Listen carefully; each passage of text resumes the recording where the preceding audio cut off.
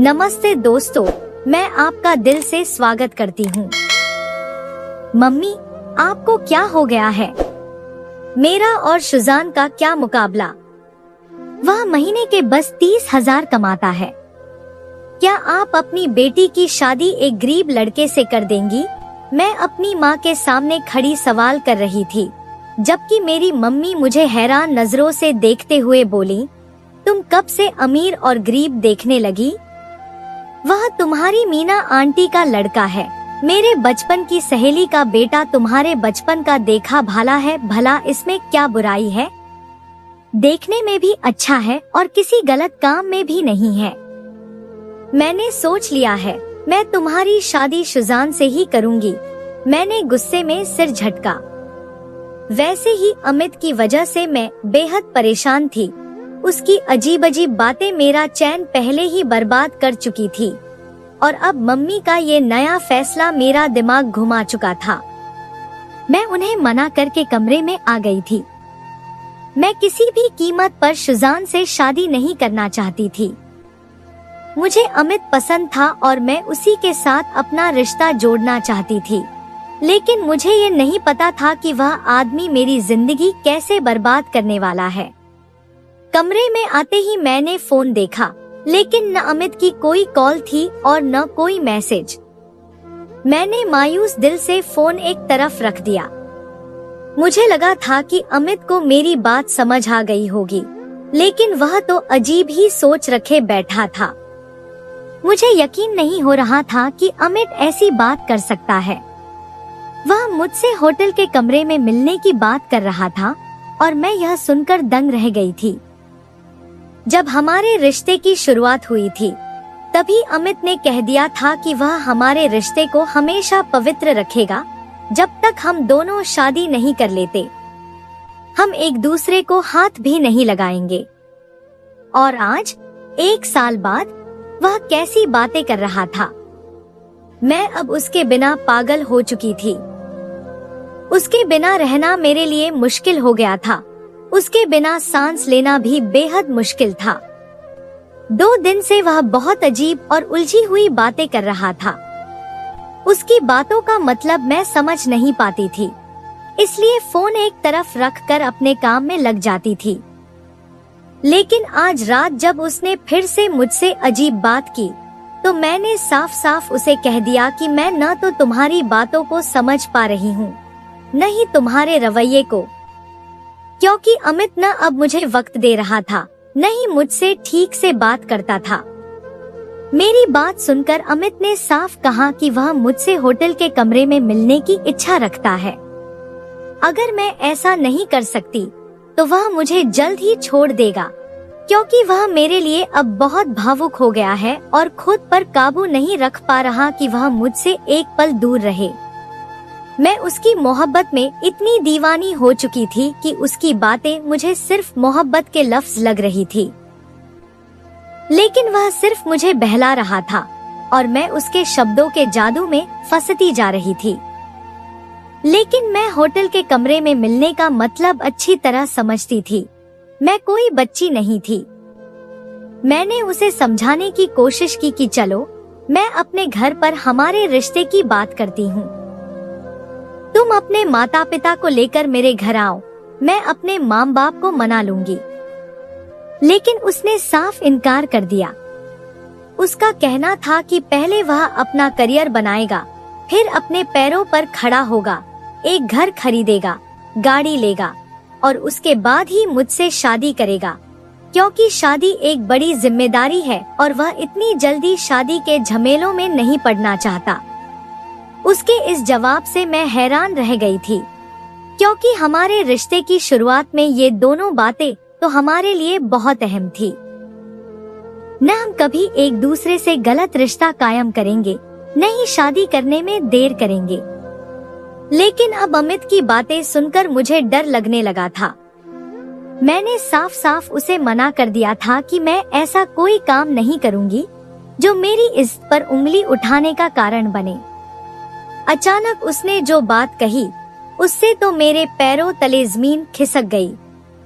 उसने कहा, फिर तुम मुझे छोड़ दो, मैं अपने लिए ऐसी कोई लड़की ढूंढ लूंगा जो मेरी ख्वाहिशों को पूरा कर सके। अगर तुम मेरी ख्वाहिशों को पूरा नहीं कर सकती तो फिर मैं इधर उधर ही मुंह मारूंगा। यह सुनकर मैं बिल्कुल सन्न रह गई और अमित यह कहकर फोन बंद कर चुका था। मैंने बहुत मुश्किल से खुद को संभाला। मेरी आंखों से आंसू बहने लगे थे। उसने कितनी आसानी से कह दिया था कि वह मुझे छोड़ देगा और अपने लिए ऐसी लड़की ढूंढेगा जो उसकी ख्वाहिशों को पूरा कर सके। मुझे समझ नहीं आ रहा था कि उसके दिमाग में क्या चल रहा था जो वह शादी से पहले यह सब करना चाहता था, लेकिन यह मुमकिन नहीं था। मैं अपने माँ बाप की इकलौती और इज्जतदार घराने से ताल्लुक रखने वाली लड़की थी। मैं कैसे अमित के साथ शादी से पहले रिश्ता बना सकती थी? मैंने अपने आंसू जबरदस्ती पोंछे और मम्मी की आवाज पर उठकर बाहर आ गई। मेरी माँ किचन में खाना बना रही थी और थोड़ी देर में पापा भी आने वाले थे। इसीलिए मम्मी ने तुरंत ही मुझे लॉबी की सफाई का हुक्म दिया। मेरा मन तो हुआ मना कर दूं, लेकिन फिर कई सवाल होने थे, इसलिए मैंने चुपचाप बुझा हुआ दिल लेकर काम करना शुरू कर दिया। शायद इससे मेरा दिल लग जाए, लेकिन मैं जल्दी ही सफाई से भी ऊब गई। बस मरते दिल से अपना काम खत्म करके वापस कमरे में चली गई।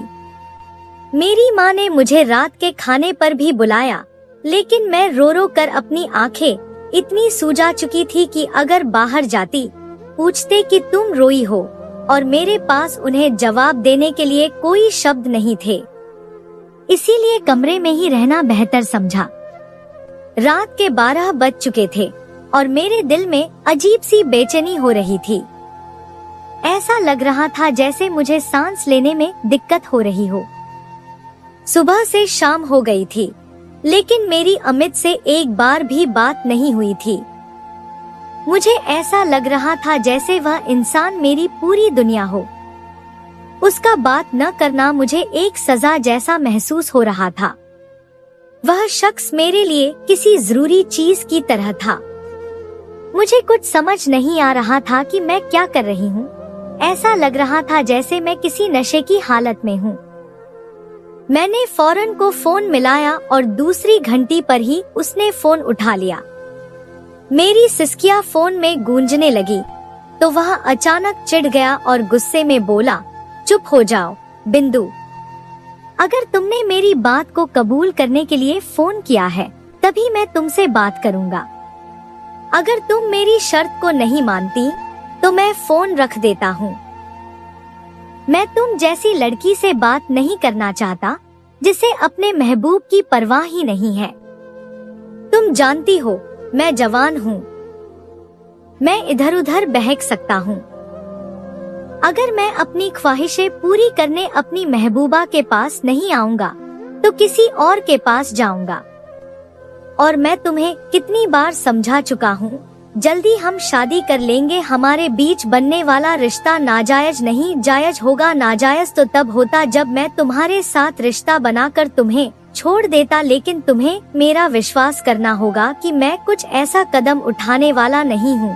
मैं तुम्हारे साथ पूरी जिंदगी बताऊंगा। तुम ऐसा क्यों सोचती हो कि तुम बदनाम हो जाओगी या तुम्हारी इज्जत पर दाग आएगा? ऐसा कुछ नहीं होगा। जो हम अभी कर रहे हैं वही तो हमें शादी के बाद भी करना है, तो अभी करने में क्या बुराई है?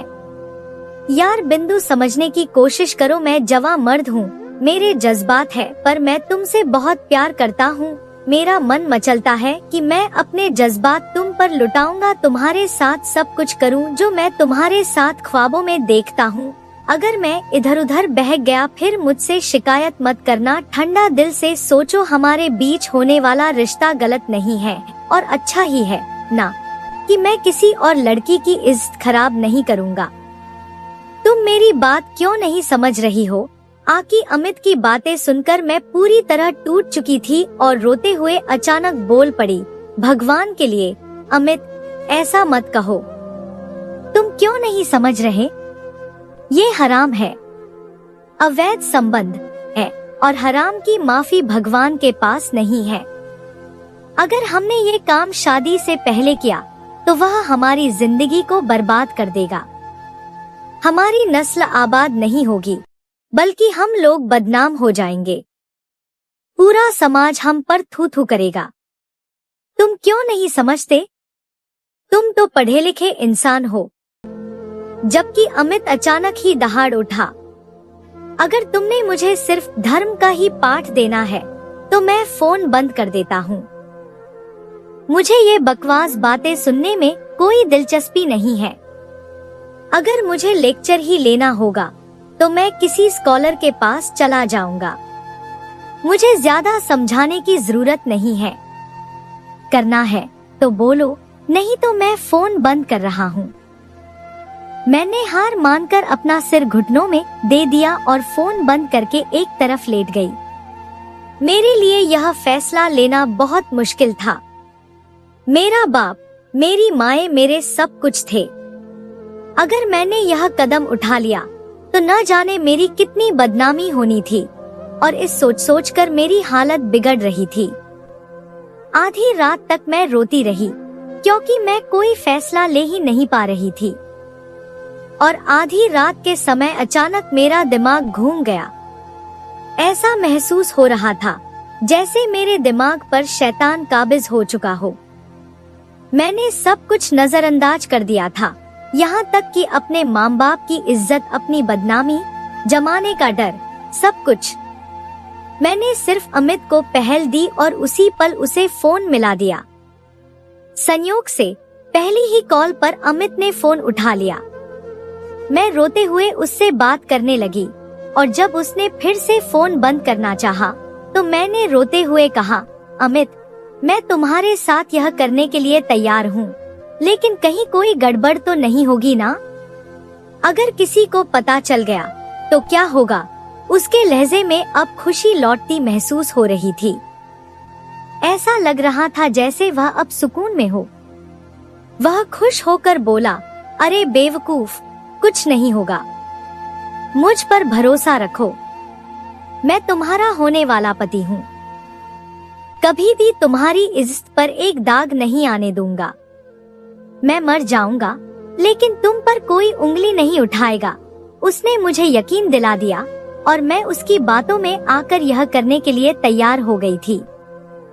अगली सुबह जब मैं कॉलेज के लिए निकलने लगी तो देखा कि पापा सामने ही मेज पर बैठे नाश्ता कर रहे थे। उन्हें इतनी सुबह जागते देख मुझे हैरानी हुई। मैं तुरंत उनके पास गई और सिर झुका कर लिया। उन्होंने भी मेरे सिर पर प्यार भरा हाथ रखा और ढेरों आशीर्वाद दिया।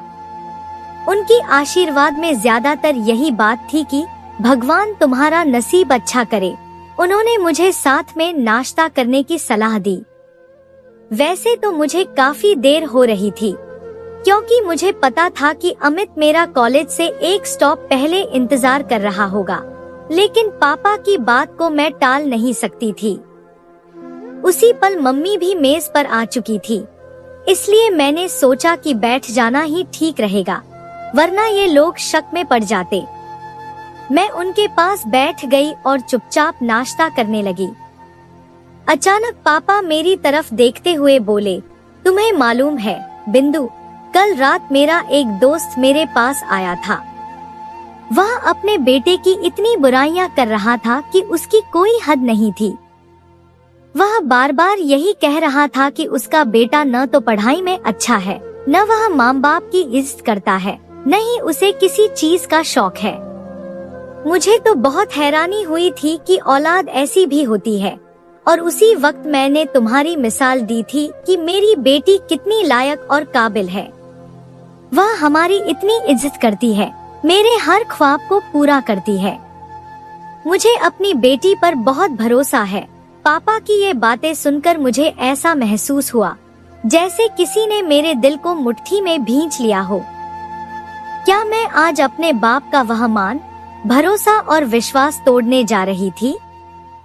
मेरे ज़मीर ने मुझे झकझोरा था, लेकिन मैंने फौरन ही अपने ज़मीर को शांत कर दिया, सोचते हुए कि कोई बात नहीं, शादी तो मेरी अमित से ही होनी है, तो फिर आज ही ये सब कर लेना चाहिए। अच्छा ही है, हमारा रिश्ता और मजबूत हो जाएगा। मम्मी भी पापा का साथ देते हुए मेरी तारीफों के पुल बांध रही थी। वे कह रही थी, हमारी बेटी वाकई बहुत अच्छी है और वैसी नहीं है जो अपने माँ बाप की नाक कटा देती है। आज मेरे माँ बाप की बातें मुझे हथौड़े की तरह अपने दिमाग पर बरसती महसूस हो रही थी। मैं आधा नाश्ता करके ही उठ गई। मम्मी ने मुझे बहुत टोका और नाश्ता खत्म करने की सलाह दी, लेकिन मैंने उनकी सारी बातें नजरअंदाज कर दी और तुरंत वहाँ से निकल गई।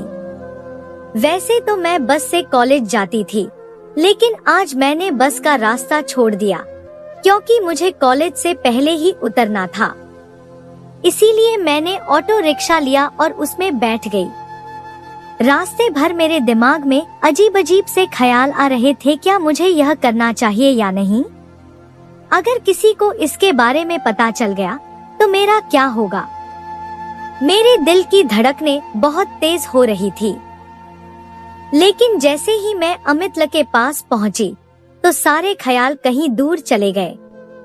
मुझे अमित से नादान उम्र में ही मोहब्बत हो गई थी।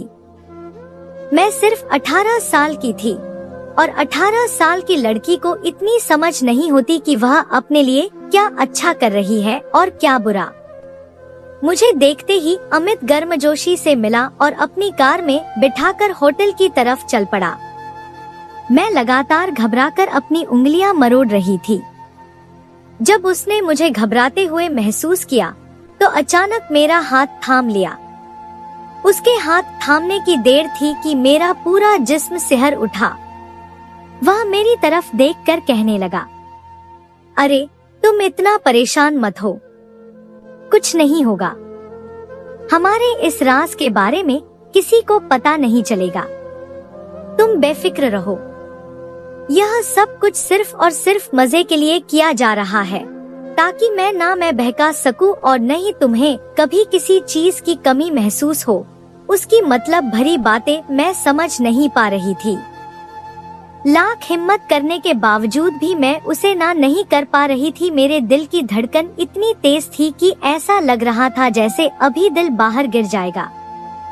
घर पर मेरे माँ बाप को यही पता था कि मैं तो कॉलेज गई हूँ, लेकिन मैं अपने माँ बाप को आज पहली बार इतना बड़ा धोखा देकर के साथ गलत रास्ते पर निकल चुकी थी। इससे पहले भी मैं और अमित मिल चुके थे, लेकिन मैं हमेशा दोस्त के घर का बहाना बनाकर उससे बाहर मिलती थी। लेकिन आज पहली बार ऐसा हो रहा था कि मैं कॉलेज न जाकर आके अमित साथ होटल जा रही थी। जब हम होटल पहुँचे तो अमित ने पहले से ही एक कमरा बुक किया हुआ था। उसने रिसेप्शन से चाबी ली और मुझे लेकर कमरे की तरफ चल पड़ा। मेरी हालत काफी खराब हो रही थी। ऐसा लग रहा था जैसे मैं बहुत बड़ा गुनाह करने जा रही हूँ। लेकिन अगर मैं अब मना करती तो अमित मुझसे नाराज हो सकता था और हो सकता था कि वह मुझे हमेशा के लिए छोड़ देता। वह मुझे कमरे में लेकर गया और फिर मुझे बिस्तर पर बैठाकर तरह तरह से मेरे शरीर को छूने की कोशिश करने लगा। मेरी हालत बहुत बुरी हो रही थी। मैं लगातार उससे दूर जाने की कोशिश कर रही थी, लेकिन अचानक उसने मेरा हाथ पकड़ लिया, मुझे अपने करीब करके अपनी बाहों में भर लिया और धीरे धीरे और मेरे ऊपर काबू पाने लगा। अमित पर जुनून सवार था। उसे मेरे अलावा कुछ दिखाई नहीं दे रहा था। उसका यह जुनून और दीवानापन देखकर मैं दहन उठी थी। मैं उसे दूर धकेल देना चाहती थी, उसे मिन्नतें कर रही थी, नहीं यार, मुझे ये सब सही नहीं लग रहा। भगवान के लिए मुझे मेरे घर छोड़ आओ। मैं अपने बाप की इज्जत को रुस्वा नहीं कर सकती, लेकिन उसने मेरी कोई बात नहीं सुनी और मुझे भी अपने साथ बहकाकर मेरे शरीर पर काबू कर लिया। मुझे नहीं पता था कि आज के दिन के बाद मेरे साथ क्या होने वाला है। उसने मेरे पूरे शरीर को तोड़कर रख दिया था। जब हम होटल के कमरे से बाहर निकले तो मुझे अपने शरीर का एक एक हिस्सा दर्द से टूटता हुआ महसूस हो रहा था।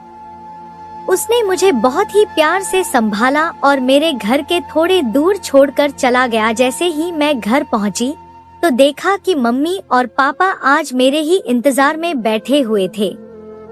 पापा को एक बार फिर घर पर देखकर मुझे हैरानी हुई।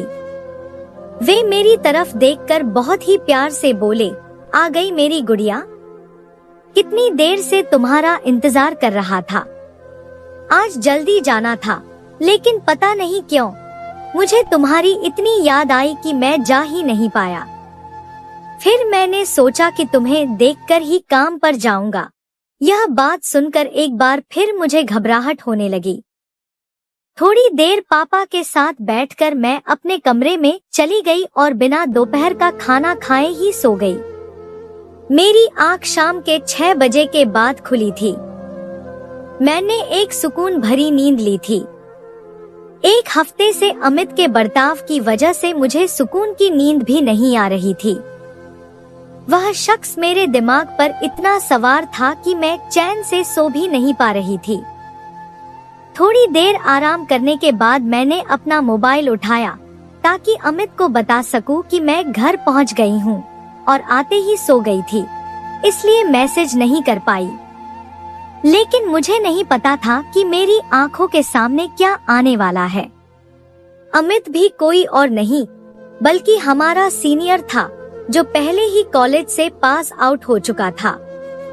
लेकिन कुछ सीनियर भी हमारे कॉलेज ग्रुप में ऐड थे, जैसे कि अमित और उसके कई दोस्त। वहाँ एक वीडियो आई हुई थी जिसे बहुत ज्यादा पसंद किया जा रहा था और सब मेरा नाम लेकर कमेंट कर रहे थे। मैं समझी कि अमित ने कोई वीडियो मेरे नाम से भेज दी होगी। जैसे ही मैंने उस वीडियो पर क्लिक किया तो मेरे होश उड़ गए। मुझे ऐसा महसूस हुआ जैसे मैं जमीन में गड़ गई हूँ। ऐसा लग रहा था जैसे मैं 2 गज जमीन में धंस गई हूँ, क्योंकि वह वीडियो किसी और चीज की नहीं थी, बल्कि अमित ने हमारी उन पलों की वीडियो बनाई थी जब अमित होटल के रूम में मेरे करीब आने की कोशिश कर रहा था। हालांकि इससे आगे का वीडियो नहीं था, लेकिन यह कुछ ही पल का वीडियो भी मेरी इज्जत की धज्जियां उड़ा रहा था। अगर पूरा वीडियो जाता तो शायद वीडियो को देखते देखते ही मेरी जान निकल चुकी होती, लेकिन मर तो मैं अब भी चुकी थी। मेरी आवाज नहीं निकल रही थी। वीडियो बनाई थी और उसे ग्रुप में डाल दिया था। जैसे जैसे मैं नीचे कमेंट्स पढ़ती जा रही थी, मेरे हाथ पांव फूलते जा रहे थे। मुझे पता था कि इस कॉलेज ग्रुप में हमारे कुछ प्रोफेसर भी ऐड हैं। मुझे कुछ समझ नहीं आ रहा था कि अब मैं क्या करूं। मेरी पूरी जिंदगी तबाह हो गई थी। मैं अभी मोबाइल चेक ही कर रही थी कि तभी मेरी मम्मी कमरे में आई और घबराते हुए कहने लगी, तुम्हारे कॉलेज से फोन आया है। न जाने तुम्हारे पापा को प्रोफेसर ने क्या कहा है कि वह तुम्हें गुस्से में कमरे में बुला रहे हैं। यह बात सुनकर मेरी रूह तक कांप गई, क्योंकि मैं जानती थी कि प्रोफेसर सागर ने पापा से क्या कहा होगा। अगर मैं समय पर ये सब देख लेती तो शायद प्रोफेसर की आंखों से मेरी यह वीडियो नहीं गुजरती। मेरी हिम्मत ही नहीं हो रही थी कि मैं कमरे से बाहर जाती। अचानक ही मेरे पापा खुद ही कमरे में आ गए। मुझे लगा था कि बाबा कमरे में आते ही मुझे डांटने लगेंगे, लेकिन ऐसा कुछ नहीं हुआ। उनकी आंखें लाल और नम थी।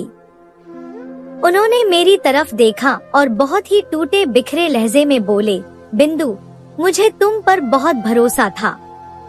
मुझे यकीन नहीं आ रहा कि तुमने मेरा भरोसा तोड़ दिया।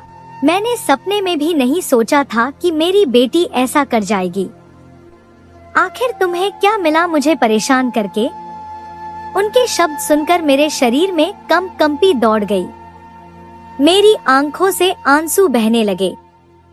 वे आगे बोले, काश तुम जब पैदा हुई थी मैं तभी तुम्हें मार देता।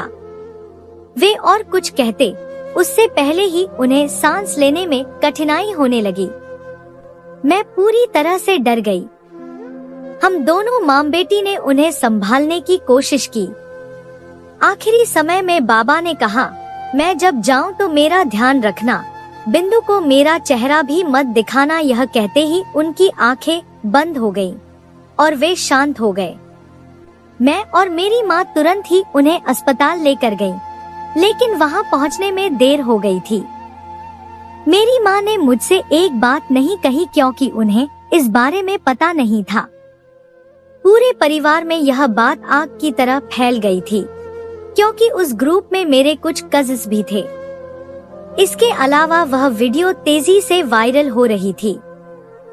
जब यह बात मेरी माँ को पता चली तो उन्होंने मुझसे बिना कोई बात किए अपना मुंह मुझसे फेर लिया था और बाबा के कहने के अनुसार मम्मी ने मुझे बाबा का अंतिम दर्शन भी नहीं करने दिया था और अपने भाइयों से कहकर बाबा की शव यात्रा का इंतजाम कर दिया। इस पल में मैं पूरी तरह से टूट गई। समय अपनी गति से गुजरता जा रहा था और मुझे बहुत बुरा लग रहा था। कोई भी मुझसे मिलना नहीं चाहता था, सबने रिश्ते खत्म कर दिए थे। मैंने इसके बाद अमित को कई बार कॉल की, कई संदेश भेजे, लेकिन उसने एक बार भी संदेश का जवाब नहीं दिया। मैं उसे बताना चाहती थी कि उसकी वजह से हमें क्या क्या सहना पड़ा है, लेकिन अपना मतलब निकालने के बाद उसने मुझे अपनी जिंदगी से ऐसे निकल कर फेंक दिया था जैसे दूध से मक्खी। सुनने में आया था कि वह 2 दिन पहले ही विदेश जा चुका है। पापा को मार 4 महीने हो चुके थे और इस 4 महीनों के दौरान मेरी माँ ने मुझसे कोई बात नहीं की। मैंने कई बार उन्हें संबोधित करने की कोशिश की, लेकिन वे मुझे देखकर केवल एक ही बात कहती थी कि तुम मेरे पति की हत्या की जिम्मेदार हो। तुम्हारी वजह से मेरा पति मुझे इस दुनिया में अकेला छोड़कर चला गया है। उनकी यह बात मेरे दिल को बहुत दुख पहुंचाती थी। आज रविवार का दिन था। मैं लाउंज में गुमसुम बैठी हुई थी। मेरा दिल बहुत उदास था। अचानक ही दरवाजे पर बेल हुई। मैंने अपनी जगह से उठकर दरवाजे तक गई। मैं हैरान थी कि हमारे घर पर कौन आ गया। पिछले 4 महीनों में माँ ही अपने भाई बहनों के घर चली जाती थी। मैंने ऊंचे स्वर में पूछा, कौन है? कुछ पल बीते और एकदम जो आवाज मेरी सुनाई दी, मैं हैरान रह गई। यह कोई और नहीं बल्कि वही व्यक्ति था जिसके लिए मेरा रिश्ता आया था, यानी मम्मी की सहेली मीणा आंटी का बेटा सुजान। मैंने दरवाजा खोला तो वह नजरें झुकाए खड़ा था। मैंने उसे रास्ता दे दिया। मुझे लगा कि वह माँ से मिलने आया है, लेकिन वह वहीं खड़ा रहा। घर में आकर उसने दरवाजा बंद किया और मेरी तरफ देखते हुए बोला, मुझे तुमसे बहुत जरूरी बात करनी है। मुझे मालूम है तुम्हारे लिए मुझ पर भरोसा करना बहुत मुश्किल होगा, लेकिन जो बात मैं कहने जा रहा हूँ वह तुम्हारे हित में भी होगी और मेरे लिए भी अच्छी साबित होगी। उसके लहजे में कुछ अजीब सी आकर्षण थी। मैं उसे बहुत ध्यान से सुन रही थी। उसने मुझे देखते हुए कहा, मैं आज भी वही हूँ जहाँ 4 महीने पहले खड़ा था। मैं तुमसे शादी का इच्छुक हूँ। जो रिश्ता मेरी माँ तुमसे लेकर आई थी, वह रिश्ता मेरी माँ की मर्जी से नहीं बल्कि मेरे कहने पर मन मेरा रिश्ता तुम्हारे लिए लेकर आई थी। बिंदु, बचपन से मोहब्बत करता हूँ। तुमसे 8 साल का था जब तुमने इस दुनिया में आँख खोली थी। उसे समय बचपना था, लेकिन मेरे बचपन में ही तो मुझे बहुत प्यारी लगती थी। गोद में लिए फिरता था तुम्हें। जैसे जैसे हम बड़े होते गए तुम्हारी मोहब्बत मेरे दिल में अपने पंजे और भी मजबूती से गांधी चली गई और मैं अपनी माँ को अपनी पसंद के बारे में बता दिया था। माँ रिश्ता लेकर आई थी। क्या तुम उसे रिश्ते को आगे बढ़ाना चाहोगी? क्या तुम मुझसे शादी करना पसंद करोगी?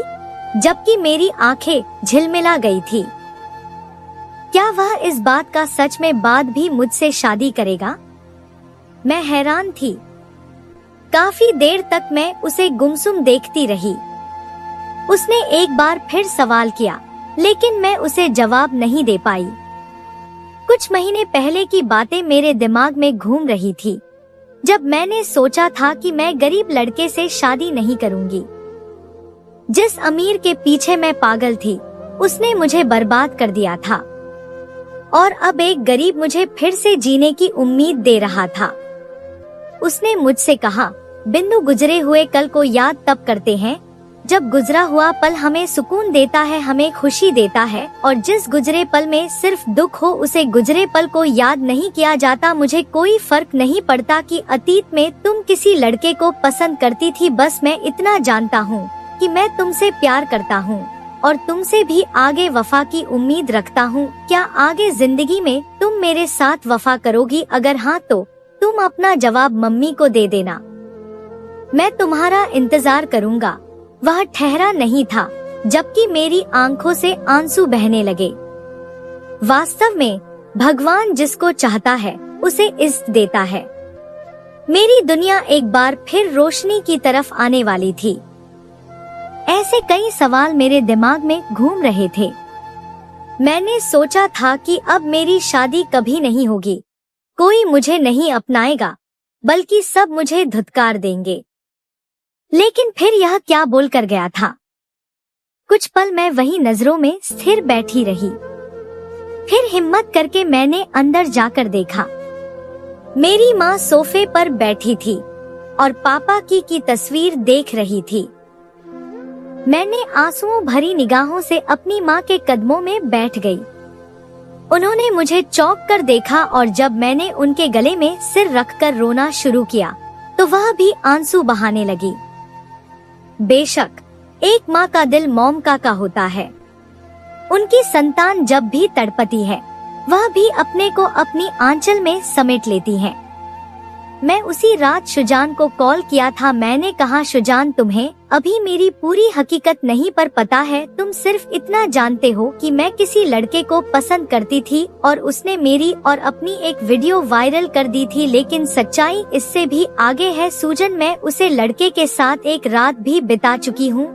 रोटी मैं सूजन के सामने सारी हकीकत खोल कर रख दी थी। मैं अपना रिश्ता झूठ की बुनियाद पर नहीं रखना चाहती थी। मैंने सोच लिया था अगर मेरी पूरी हकीकत जाने के बाद सूजन मुझे अपना आता है तो मुझे कोई दिक्कत नहीं थी। मेरी बोलने पर कुछ देर के लिए फोन पर खामोशी छा गई थी और मेरा दिल टूट कर रह गया था। मुझे पता था कि कोई भी लड़का यह जानने के बाद मुझे नहीं अपनाएगा, लेकिन शुजान ने जो कहा मेरा दिल उसकी मोहब्बत से भर गया था। कहने लगा, बिंदु मेरी मोहब्बत इतनी कमजोर नहीं कि सच्चाई को सुनने के बाद बुलबुले की तरह खत्म हो जाएगी। मैं तुमसे मोहब्बत करता हूँ, तुम्हारे अतीत से मुझे कोई फर्क नहीं पड़ता, लेकिन बिंदु इस बात से जरूर पड़ता है कि फ्यूचर में कभी मेरे साथ दगा मत करना, मेरे साथ हमेशा वफादार है ना। और मैंने शुजान से वादा किया था कि इन फ्यूचर मैं हमेशा तुम्हारी वफादार रहूंगी। मैंने अपनी माँ के जरिए शुजान के लिए हाँ की थी,